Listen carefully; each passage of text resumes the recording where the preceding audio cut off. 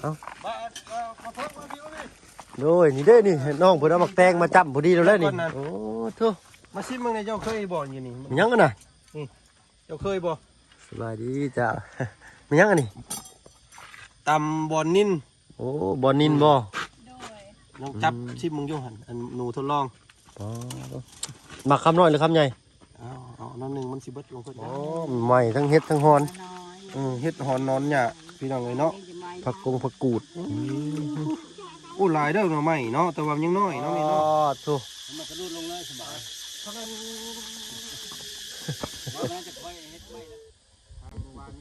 ขาดหลายอย่างอยู่เนาะบางทีลุงเพิ่มว่าพี่น้อยเนาะ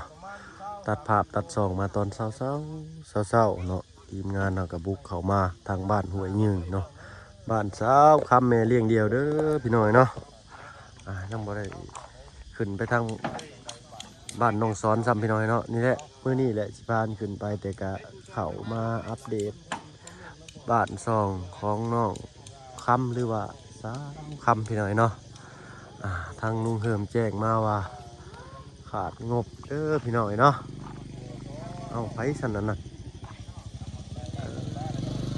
น้องมันน้องวงพี่น้อยเนาะ เพื่อนบ้านของสาวคำนี่แหละพี่น้อยเนาะนี่แหละบ้านซองเพิ่นก็สิประมาณนี้เด้อพี่น้อยเนาะโอ้มือก็อยากสั่นพี่น้อยเนาะ เมื่อเช้าน้องบ่ทันได้กินข้าวสดกาแฟไปแก้วหนึ่งพี่น้อยเนาะหรือว่าป้องหนึ่งแหละเนาะกะสั่นแหละแต่ทางบ่เพิ่นก็บ่ได้กินแต่โดนเลย กลับมากินนี่กะสั่นเนาะเอาจังได้ก็แล้วแต่พี่น้อยเนาะ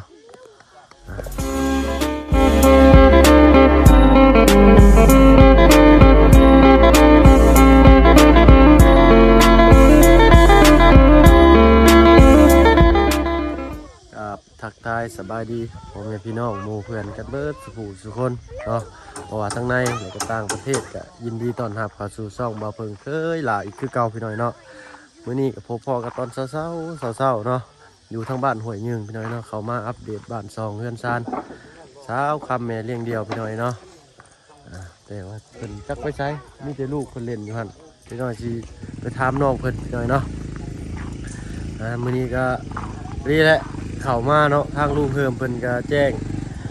มาว่าบ้านหลังนี้เนาะขาดงบอีกหลายอยู่พี่น้อยเนาะจังได้กันจุดแล้วแต่บุญวัสนาของน้องเพิ่นเนาะทางเฮาก็มีแต่เข้ามาเป็นหูเป็นตาอีกแห่งหนึ่งพี่น้อยเนาะมีทั้งลุงจันทร์และกับบ่าวบุญสารวัตรและกับทางบ่าวบุญบ้านป่าพี่น้อยเนาะทางบ่าวเพิ่นก็ได้ติดตามอาสามาทำรังเพิ่นพี่น้อยเนาะ และบ้านนี้ก็เป็นหาคุณหกพี่น้อยเนาะขาดก็เป็นขาดแต่ไวเซล่าเนาะแล้วก็ลูซิ่งหรือว่าหลังคาพี่น้อยเนาะขาดหลายอยู่พี่น้อยเนาะเพิ่นก็อยู่กับลูกนู่นว่าน้องนางน้อยน้องนางเนาะลูกเพิ่นอายุ8 ปีแล้วก็กับแม่เพิ่นจากอายุเท่าไรเพิ่นก็จำบ่ได้พี่น้อยเนาะนี่แหละบ้านซองเฮือนซานเนาะตาลุงเพิ่นก็บอกว่าให้สอบถามรายละเอียดในคักแน่เนาะเพื่อนขนาดเท่าไรเนาะยกย่อมือใดเนาะก็คือสิมีหลายช่องอะไรพี่น้อยเนาะก็ขอโทษขออภัยในหลายที่เขาไปสอบถามเพิ่นพี่น้องเนาะพี่น้อยเนาะเอ้าจะได้กระถาพบพ่อกับชาวคำสิถามจากปากเพิ่นเองก็แล้วกันพี่น้อยเนาะจากว่าชาวคำเพิ่นสิฮู้หรือบ่เนาะพี่น้อยเนาะทางน้องนางเพิ่นก็มาปลูกอย่างนี้น้องหล่าสบายดี สบายดีเนาะโอ้อีหล่าเห็นยังอีหล่ะจะปลูกยังปลูกหมกเพชรบ้านเจ้าเอิญอะไรหมกเพชรนี่เตียว บนไปโรงเรียนบนโรงแรมมันนี่บ่ได้ไปเนาะผู้ใดทางเมย์จะมาเลยว่าชิท้ามาเมย์จะไปใส่เนาะ เมย์จะป้าไปใส่ฮะมาตลาดไปตลาดเนาะน้องลาเพิ่นกระปุกพริกมะเขือมางัดไปหน่อยเนาะกินข้าวเลยบ่มื้อเช้ากินข้าวเลยบ่กินแล้วได้ยังกินข้าวเช้าน้องละผั ฮะ กินผัก กินหนึ่งพักกับจำเตียว โดย เนาะตั้งใจเฮียนเด้อเจ้าก็เด้อ โดย ห้องเฮียนเจ้าใกล้บ่น้องล่ะ ไก่ ขี่เป็นแล้วเนาะรถถีบเนาะ โดย แต่ละมื้อเจ้าก็ขี่รถถีบบ่ไป ที่ เนาะให้น้องเพิ่นอันปลูกผักซะพี่น้อยเนาะเฮาก็สิไปถามทางอันสาวคำพี่น้อยเนาะไปเนาะสาวคำกับต้องวงน้องวงเพิ่นเดี๋ยวกลับมาแต่เฮ็ดเวียกแต่สิโปนเลยล่ะพี่น้อยเนาะนะครับเป็นเพื่อนญาติเพิ่นก็ไปยืมรถมอไซค์ทางอันข้างบ้านพี่น้อยเนาะไปตลาดตะลีเนาะตลาดตะลีก็อยู่สิโปนพุ่นแหละว่า2-3 ลักพี่น้อยเนาะไปพี่น้อยเนาะเนาะก่อนที่เข้าไปหาเพิ่นก็ให้น้องเพิ่นไปเอาแนวอยู่แนวกินมาให้สู่สร้างก่อนพี่น้อยเนาะตอนเที่ยงนี่ทางลุงเพิ่นก็ซื้ออันปิ้งซื้อย่างมาให้เลยเนาะอันน้องนางเอ้ยมานี่น้องหล่ามาเอาอันแนวกินมาน้ำอ้ายมาเนาะเพิ่นได้ย่อสร้างมื้อนี้เนาะเพิ่นก็บ่ต้องเฮียนพี่น้อยเนาะแล้วเขาเข้ามาก็บ่ได้มีหยังมาเอาต้อนเพิ่นเนาะไอ้นี่แหละฝนตกมันก็สิน้ำมันก็สิไหลลงแบบว่าง่ายแน่พี่น้อยเนาะเมื่อคืนนี่ฝนตกบ่น้องล่ะ ตก ฝนบ่หัวสิเจ้าบ่ บ่ ปึ๊บเนาะอันเอาไว้ให้สร้างกินโดยเนาะใจ โดยเนาะซื้อเอาน้องล่ะเอาไว้ให้แม่จ้ะเด้อพุ่นแหละเนาะเอาไว้กันให้สร้างเป็นจ้ำแจ่วย่ำมื้อเที่ยงพี่น้อยเนาะเนาะน้องเป็นใส่เสื้อเบอร์17อีกเลยเนาะเมื่อวานนี่ก็เบอร์17นั่นบ่น้องล่ะ เนาะพาไปเบิ่งเงินเป็นซ่านอีกเดือนหนึ่งพี่น้อยเนาะแม่เป็นก็ฮักก็กลับมาน้องน้อยเป็นก็จะเฮียนอยู่ห้องได้เลยน้องอ่ะห้องได้เลยจะเฮียนจือได้อยู่บ่นี่ ผักชี ตอนป .4 เลยเป็นชื่อตัวเองเป็นบ่ เป็ด โอ้เก่งเนาะโดยนี่เด้นี่น้องเพิ่นเอาหมักแตงมาจับพอดีแล้วเลยนี่โอ้ทุ มาชิมมึงไงเจ้าเคยบ่อยู่นี่ มันยังกันน่ะ เจ้าเคยบ่ สบายดีจ้า มันยังกันนี่ ตำบอนนิน โอ้บอลนินบ่ ลองจับชิมมึงอยู่หั่นอันหนูทดลอง อ๋อหมักคำน้อยหรือคำใหญ่ เอาน้ำหนึ่งมันสิเบิดของเพิ่น บ่ยังเบิดต่อ เป็นยังไง มันก็จะคือสิ้นแต่ว่าสิ้นแห้งเนี่ยมันตำปนเอ้าลองมึงไหมอ่ะสิจับไปมั้ยเอ้า มีดอกเลยเนาะ โอ้แซ่บเลย คืออยู่บ่ คือพอดีเลยกินกับบักแตงเนี่ยโอ้ยปานจะจ่วย มันบ่เบื่อบ่สาวค บ่เบื่อ ำตำบอนนิน บอลนิน จะกินแล้วนะครับ เอาครับ มาเข้าปากครับผม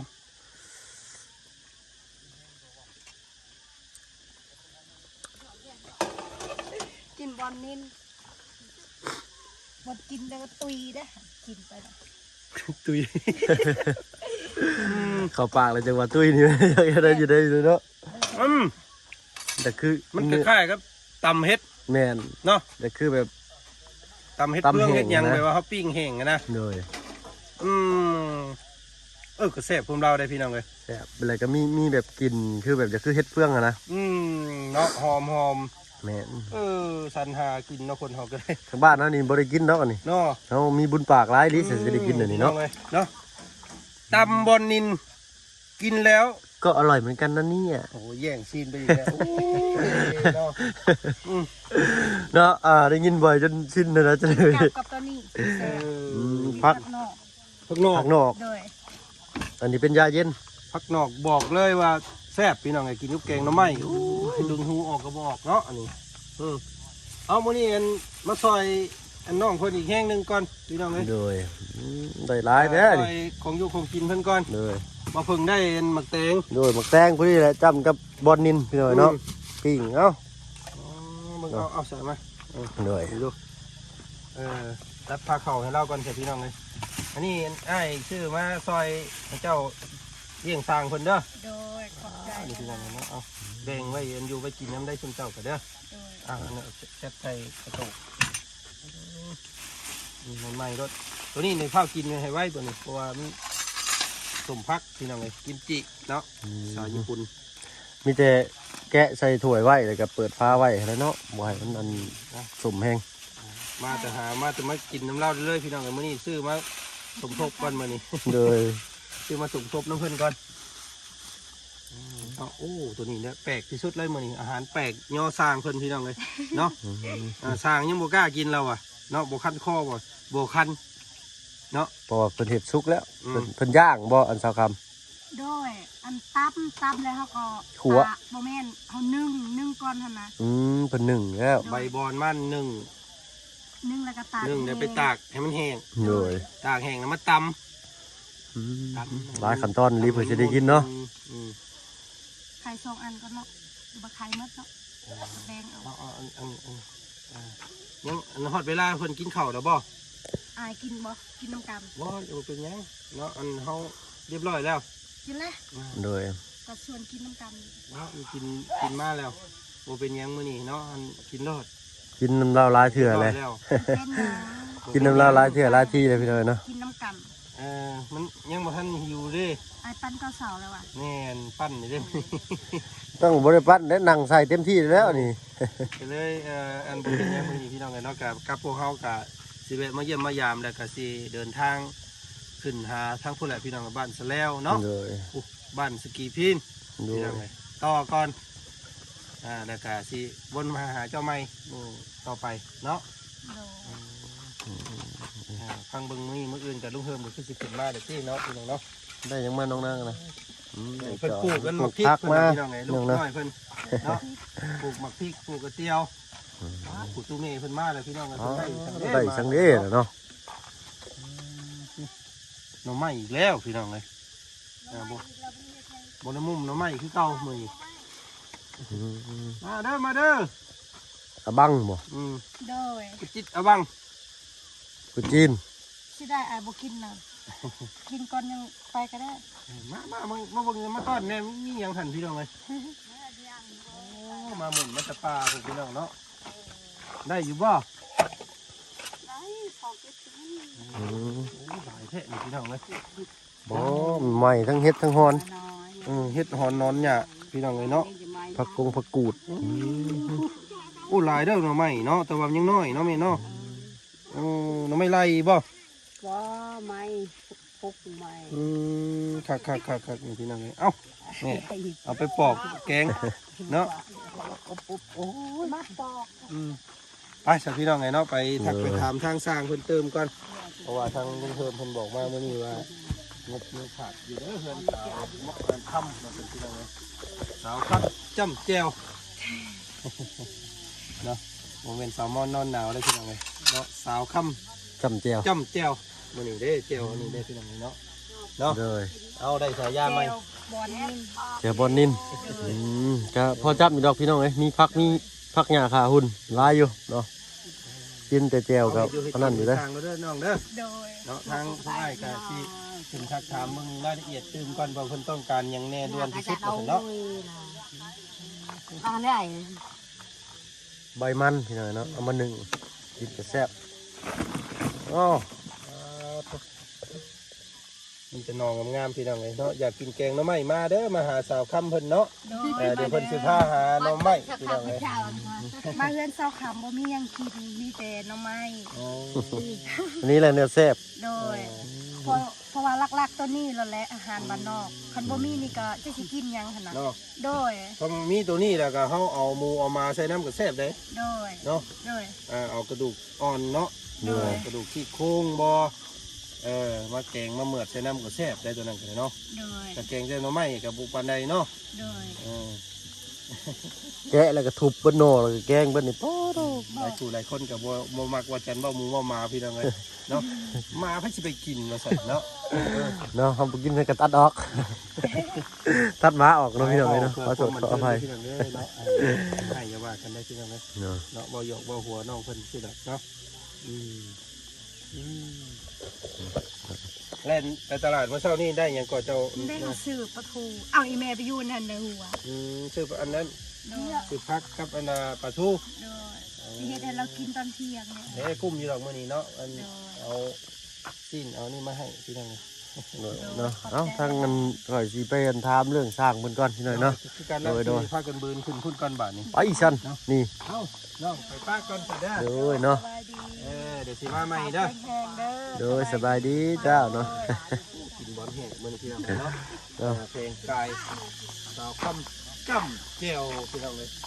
ทางเฮาก็มาหลายบ่อนหลายที่ก็เปิดประสบการณ์เปิดหลายอย่างเนาะเด้ทางเบาบุญบ้านป่าคือว่าอยากเจ้าสบายดีเนาะเพิ่นเอาหน่อไม้มาฝากอีกเลยฮะตุ ไม่เลย โดยไปแม่นไปเบิ่งฮะเคยเห็นอยู่บ่หน่อไม้ ชั่วบังบ่ ชัวเอาบัง กุจีบังเนาะไปค่อยขึ้นไปอันหาสร้างเพิ่นก่อนพี่น้อยเนาะโดยเอาให้ทางกันลุงไปเก็บก่อนพี่น้อยเนาะโอ้ลูกสร้างนี่กันเนาะค่อยขึ้นได้ละสร้างเพิ่นค่อยขึ้นได้เพิ่นว่าเพิ่นบ่ได้ย่านล่มเด้อย่านอันไม้หัก ตับไข่แตกเพิ่นได้เนาะ เอ๊บให้ยุ่งก้นอยู่บ่เอ็ดเอาข้างใน วัดเตาดินก็มาไป เอ้ยเด้อชัวร์สั้นๆก็นี่ เอามา เอาบาดดีเด้อ มา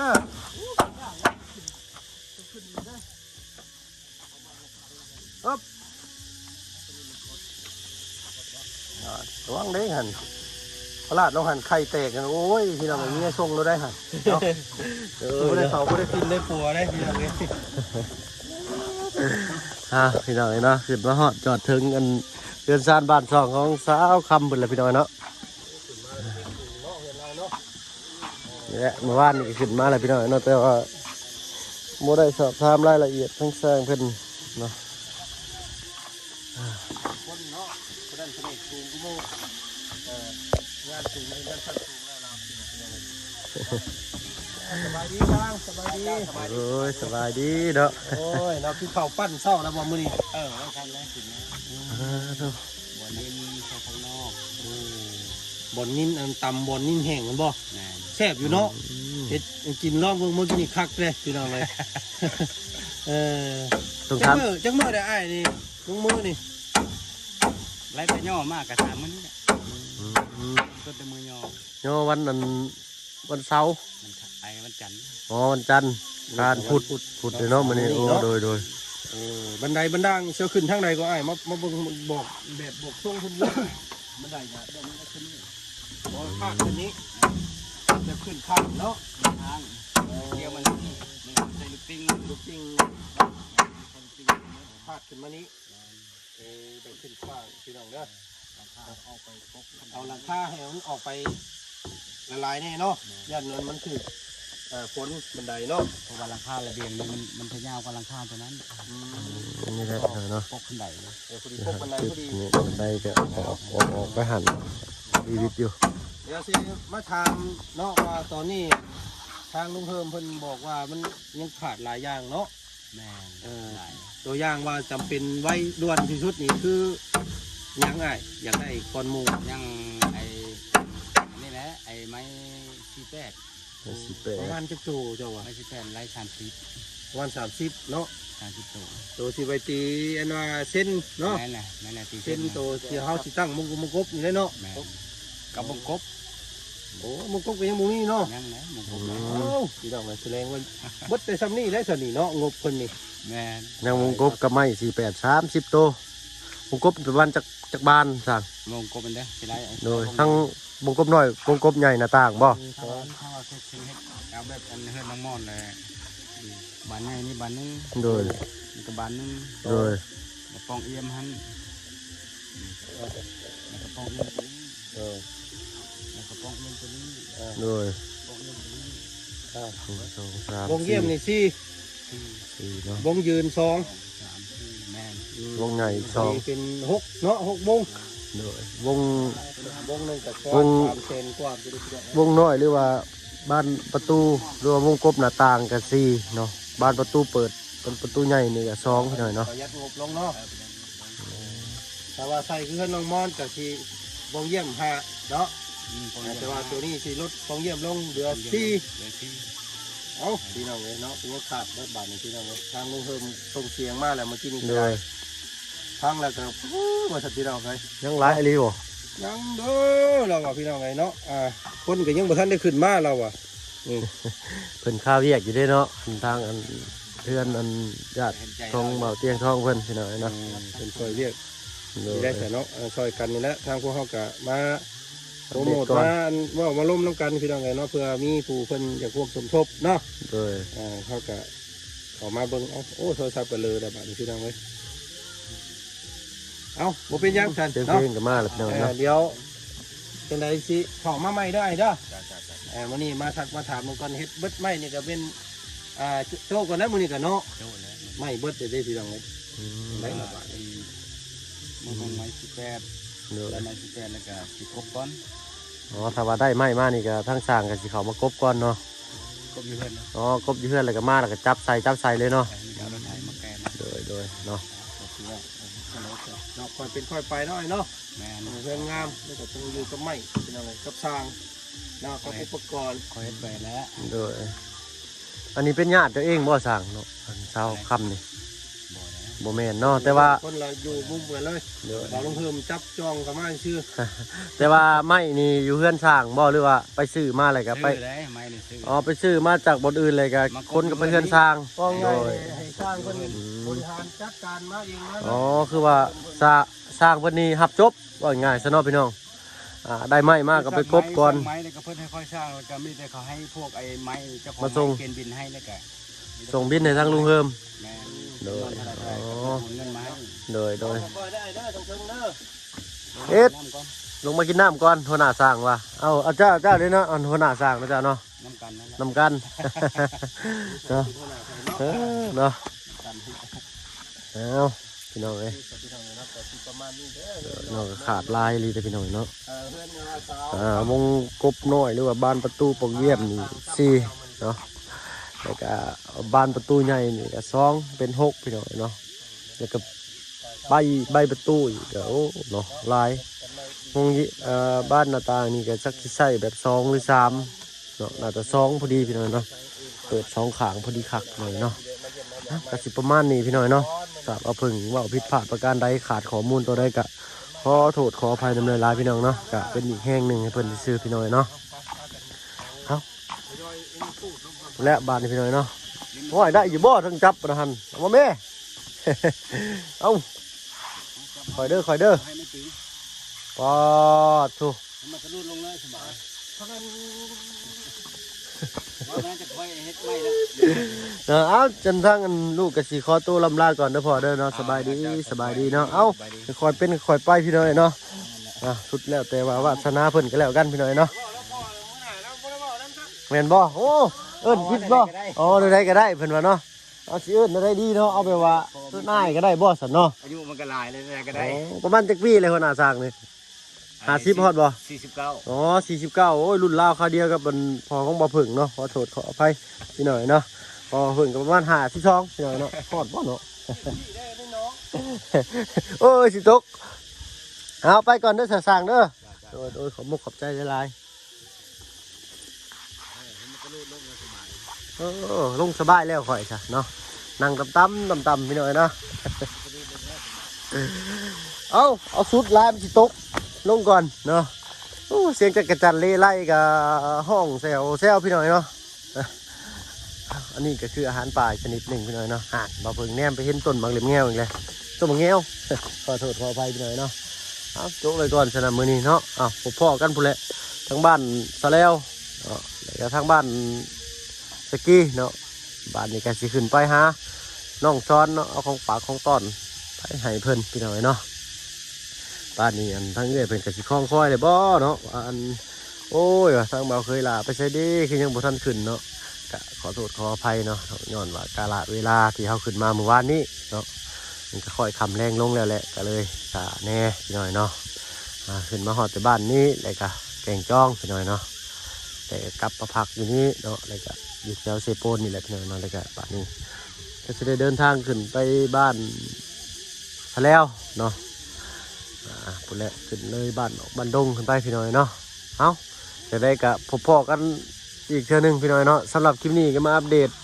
เนาะมาเบิ่งบ้านซองของสาวคำแม่เลี้ยงเดียวพี่น้อยเนาะว่าขาดเรือยังแน่ก็สดซอยได้ก็สดซอยกันพี่น้อยเนาะทางเฮาก็มีแต่เป็นหูเป็นตาให้อีกแห้งหนึ่งพี่น้อยเนาะขาดไม้30 โตหลังคาลูซิ่งพี่น้องเนาะขาดแผ่นหลังคาเลยครับขาดไม้เซล่าพี่น้องเนาะบานประตูไม้เซล่าแล้วก็แผ่นมุงหลังคาพี่น้อยเนาะลักๆเลยก็เป็นไม้48เนาะ30 โตพี่น้อยเนาะทางลุงเฮิมเป็นก็เปิดสมทบมาเด้อพี่น้องเด้อเนาะน่าได้ก็สมมาพากคนได้ก็ผิดกันแล้วนะเบิ่งเอาพี่น้องเนาะสำหรับคลิปนี้ขอตัวลาลงแล้วพี่น้องเนาะพบกันคลิปหน้ากันแล้วกันเนาะเอาเป็นว่าสบายดีพี่น้องเนาะ